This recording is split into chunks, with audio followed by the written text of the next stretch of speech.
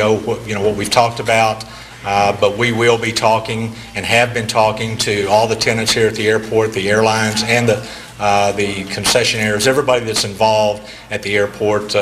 We'll be getting together with them to basically talk about where we're at and where we're going. But Chief, none of these planes originated out of DFW at any time recently? No, sir.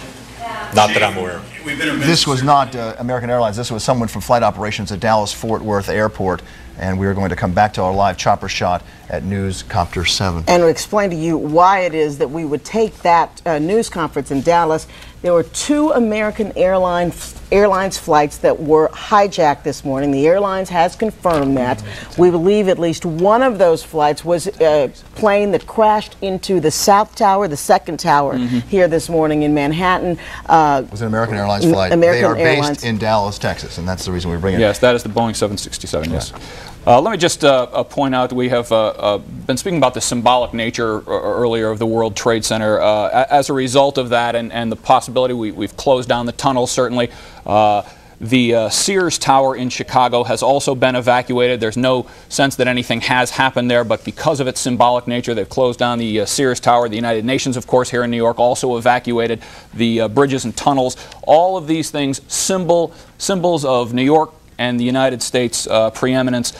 All of those places which could be potential targets closed down. We know also that the Pentagon, certainly a symbol of America's might around the world, was attacked earlier today.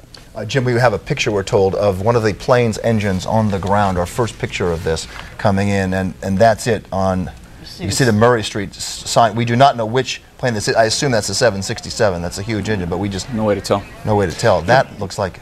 Bill, one of those things you learn while you're covering New York over the years. You're seeing the second tower. We don't know which tower it is. One of the towers collapsed. You see people running out, that smoke. That's the cloud of smoke that Joe was talking about. Joe and Glenn Mayros were talking about. I assume this is Glenn's tape, actually. You okay, officer?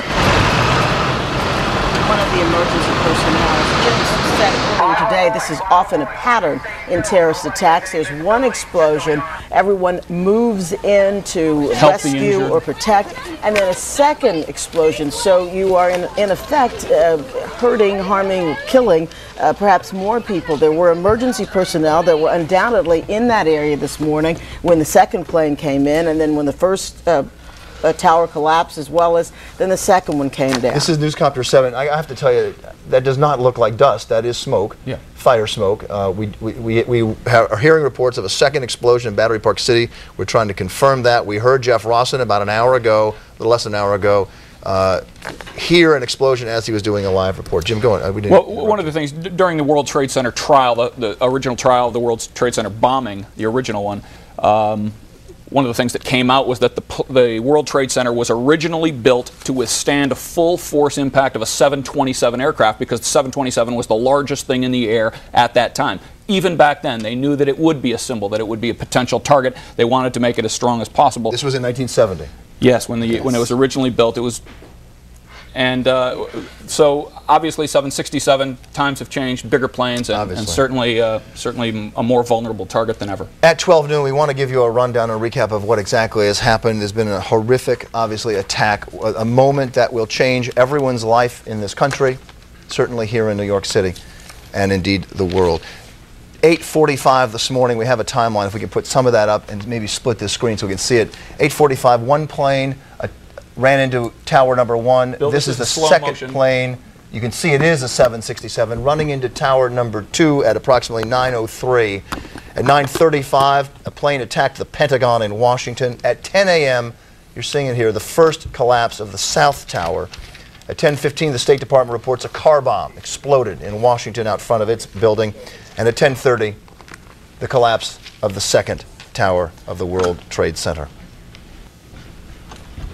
Images that will stay with us forever.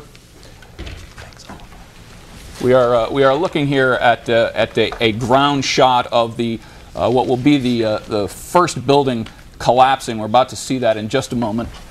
And now this is a shot of the Pentagon earlier today. This is the first time I've seen this tape. This is also the Pentagon, Jim. Yeah, this is the helipad that the plane crashed into right outside the Pentagon. You're about to see one collapse, the first tower collapse, I believe. There it goes. Yes, there it is. This was at 10 o'clock this morning, 2 hours and 4 minutes ago. And the second collapse happened. Move out of the way, move out of the way. I saw that.